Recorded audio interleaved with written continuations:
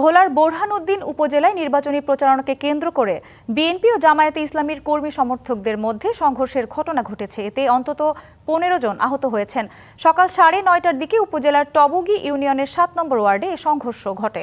প্রত্যক্ষদর্শীরা জানান, সংঘর্ষের সময় লাঠি ও কোদাল ব্যবহার করা হয়। পরে পুলিশ ও নৌবাহিনীর সদস্যরা ঘটনাস্থলে পৌঁছে পরিস্থিতি নিয়ন্ত্রণে আনে।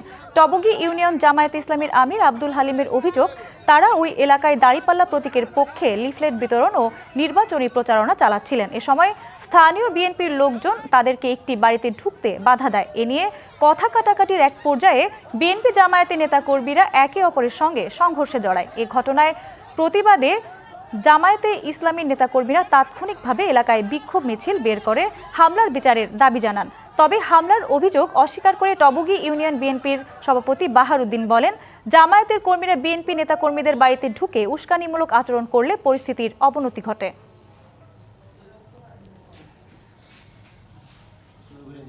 বিদেশ থেকে দেশে রেমিটেন্সের টাকা আসে নিরাপদে। তাই আজই আপনার আপনজনকে বলে রাখুন, রেমিটেন্সের টাকা যেন শুধু নগদেই পাঠায়।